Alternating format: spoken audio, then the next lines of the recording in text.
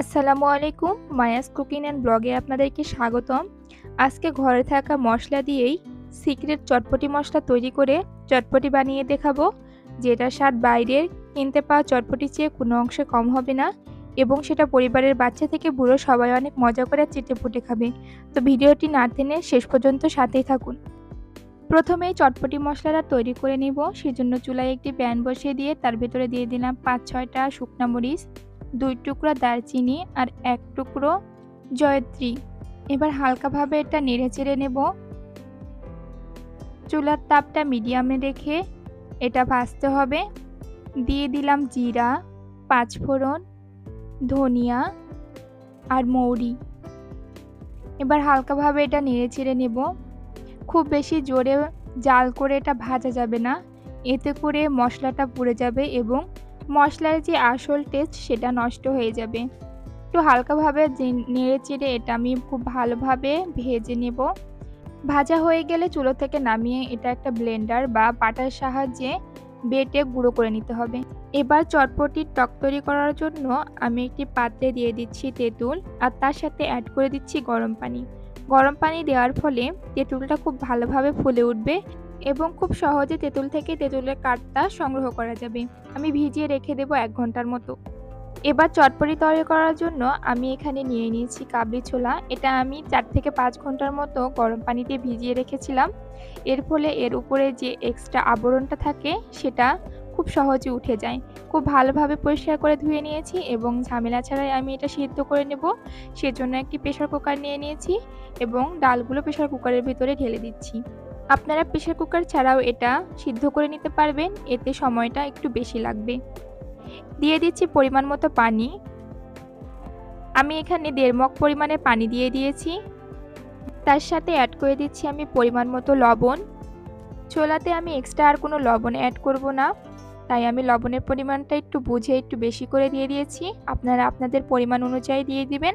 আর তার সাথে অ্যাড করে দিচ্ছি সামান্য একটু হলুদ। এবার ঢাকনা দিয়ে ঢেকে আমি এটা জাল করে নেব এবং খুব ভালোভাবে সেদ্ধ করে নেব। এবার চলে আসলাম মূল প্রসেসিংয়ে। আমি যে তেঁতুলটা ভিজিয়ে রেখেছিলাম সেই তেঁতুলটাতে আমি আরও একটু এক্সট্রা গরম পানি অ্যাড করে দিয়েছি। খুব বেশি গরম না, হালকা কুসুম গরম পানি। এবার ভালোভাবে নেড়েচেড়ে এর অবশিষ্ট যে আঁটিগুলো রয়েছে সেগুলো আমি আলাদা করে নেব।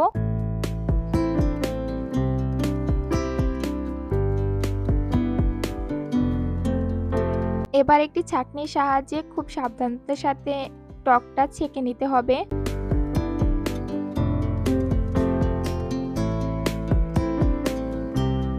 অবশিষ্ট নিচে যে ঘন কাঠটা রয়ে যাবে সেটা একটা চামচের সাহায্যে খুব ভালোভাবে এভাবে ঘুরিয়ে ঘুরিয়ে সবগুলো কাঠ বের করে নিতে হবে।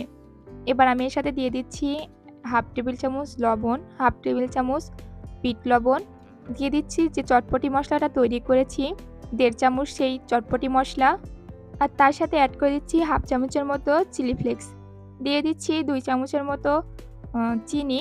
চিনিটা আপনারা আপনাদের পরিমাণ অনুযায়ী দিবেন। যদি টকটা বেশি খান তাহলে চিনির পরিমাণটা অল্প দিবেন এবং টকটা যদি কম খান, মানে একটু মিষ্টি মিষ্টি টক পছন্দ করেন, তাহলে চিনির পরিমাণটা বেশি দিবেন। এবার এর সাথে অ্যাড করে দিচ্ছি 2 টুকরা লেবু। লেবুটা আমি খুব ভালোভাবে এর সাথে চিপে নিচ্ছি। হয়ে গেলে খুব ভালোভাবে নেড়েচেড়ে মিশিয়ে নিলে তৈরি হয়ে যাবে চটপটির টক। চটপটি তৈরি করার জন্য সবগুলো উপকরণ আমার রেডি হয়ে গেছে। এবার আমি চটপটিটা বানাবো। চটপটিটা বানানোর জন্য আমি নিয়ে নিচ্ছি একটা বাটি। আপনারা আপনাদের পছন্দ মতো বাটি নিয়ে নেবেন, ছোট বড়।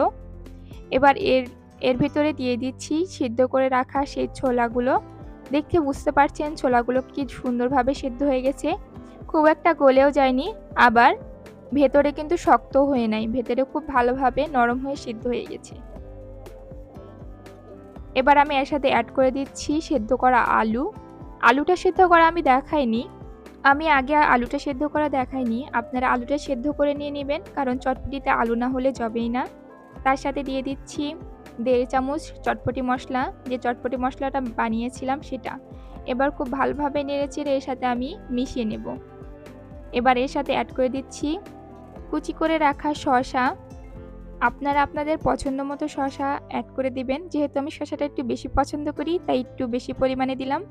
আর তার সাথে অ্যাড করে দিচ্ছি কুচি কুচি করে রাখা পেঁয়াজ, কাঁচামরিচ কুচি, ধনেপাতা কুচি,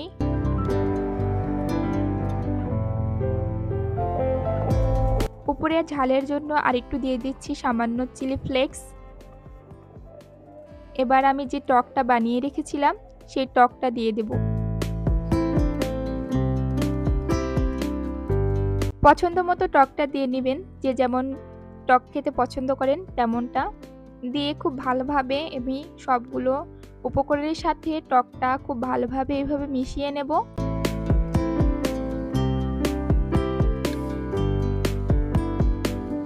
এবার আমি একটা ডিম নিয়ে নিয়েছি, ডিমটা উপর দিয়ে খুব ভালোভাবে এভাবে গ্রেট করে দিয়ে দিচ্ছি।